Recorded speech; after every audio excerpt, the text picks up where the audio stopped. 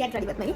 ഒരു കല്യാണത്തിന് പോകാം. ഓക്കെ, എൻ്റെ കൂടെ വർക്ക് ചെയ്യുന്ന ഒരു സ്റ്റാഫിൻ്റെ മകൻ്റെ കല്യാണം ആണ്. അപ്പോൾ നമുക്ക് ഇന്ന് കല്യാണത്തിന് പോകാം. Okay okay. അപ്പം ഞാൻ കുളിച്ച് ഇനി സമയമായിട്ട് ഭയങ്കര ബൈ. അപ്പം ഞാൻ മേക്കപ്പ് കണ്ടിരിക്കുന്നു. അപ്പോൾ ഞാൻ വിചാരിച്ച് കുറച്ച് കാര്യങ്ങൾ സംസാരിക്കുന്നു. അപ്പം എൻ്റെ അടുത്ത് ഞാനിങ്ങനെ ഏറ്റവും കൂടുതൽ ഇപ്പോൾ കേട്ടോണ്ടിരിക്കുന്ന ഒരു ക്വസ്റ്റ്യൻ ആണ്, എന്തുകൊണ്ട് ഞാൻ മുടി വെട്ടി കളഞ്ഞു. എന്നിട്ട് ഞാൻ ഇങ്ങനെ ഞാൻ സത്യം പറഞ്ഞാൽ എനിക്കുണ്ടല്ലോ, എനിക്ക് സത്യം പറഞ്ഞാൽ മുടി വെട്ടാൻ പണ്ട് മുതലേ ഭയങ്കര ഇഷ്ടമാണ്. പിന്നെ വീട്ടിലെല്ലാവർക്കും അറിയാം, എനിക്ക് ഭയങ്കര കൊച്ചിലേ മുതലേ എൻ്റെ ആഗ്രഹമാണ് മുടി വെട്ടുന്നത്. അപ്പോൾ ഞാനിങ്ങനെ എല്ലാ വിചാരിച്ച് ലാസ്റ്റ് ഞാൻ വെട്ടാൻ പറ്റും. അപ്പോൾ എല്ലാവരും പറഞ്ഞ് കൊള്ളത്തില്ല, ഞാൻ ഇവിടെ പോയി. പിന്നെ കുറേ പേര് ചോദിക്കുന്നത് വെച്ചാൽ മുടി വെട്ടി ബോയ്സിനെ പോലെ ആവാണെങ്കിൽ പിന്നെ എന്തിന് ഞാൻ ചുരിദാറിടുന്നു. എനിക്കറിയത്തില്ല, പക്ഷേ എനിക്ക് ഇഷ്ടമാണ് ഇങ്ങനെ നടക്കുന്നത്. നിങ്ങൾ ഒരിക്കൽ ലൈഫിൽ നിങ്ങൾ വെട്ടണം. കാരണം നമ്മളെപ്പോഴും ബോയ്ക്കട്ടായിരിക്കും. നമ്മൾ പെൺപിള്ളേർ പ്രത്യേകിച്ച് അവരുടെ കൊച്ചു പ്രായത്തിലായിരിക്കും എപ്പോഴും ബോയ്ക്കട്ടായിരുന്നത്. അപ്പം നിങ്ങൾ വല്ലപ്പോഴെങ്കിലും നിങ്ങൾ വല്ലപ്പോഴല്ല എപ്പോഴെങ്കിലുമൊക്കെ നിങ്ങൾ നിങ്ങളുടെ ലൈഫിൽ ബോയ്ക്കട്ട് ചെയ്ത് നോക്കണം. ശരിക്കും പറഞ്ഞാൽ അത് എക്സ്പീരിയൻസ് ആണ്. പക്ഷേ ഞാൻ എന്ത് ചെയ്തു, ഞാൻ ബോയ്ക്കട്ട് ചെയ്ത ശേഷം ഒരു വട്ടം ഇവിടുത്തെ മുടി വെട്ടി കളഞ്ഞു.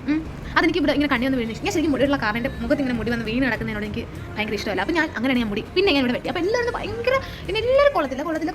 പക്ഷേ ഞാൻ ആർക്കും ചോദിച്ചിട്ടില്ല കൊള്ളാമോ ഒരാൾക്ക് ചോദിച്ചിട്ട് കൊള്ളത്തില്ല എന്നാണ് നമുക്ക് അല്ല വന്നാൽ ഓക്കെ. പക്ഷേ ഇതെന്ന് പറഞ്ഞാൽ ആർക്കും എല്ലാവരും എന്നെ കുറ്റം പറഞ്ഞിരുന്നു. അപ്പോൾ എനിക്കെന്ന് വെച്ച് കഴിഞ്ഞാൽ ഞാനായിട്ട് അഭിപ്രായം ചോദിച്ചില്ലല്ലോ.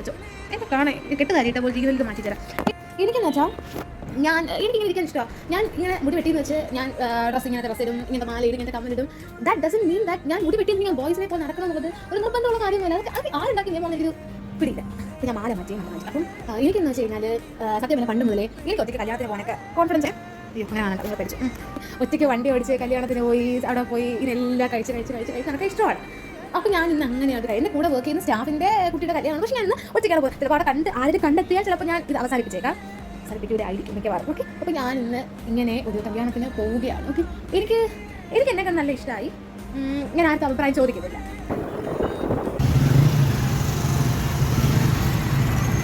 സോ ഫൈനലി ഞാൻ ഹെഡ്ഫോൺ ഇട്ടേക്കെന്ന് വെച്ചാൽ അല്ലെങ്കിൽ ആൾക്കാർ ഒറ്റയ്ക്ക് സംസാരിച്ച് നടക്കണം.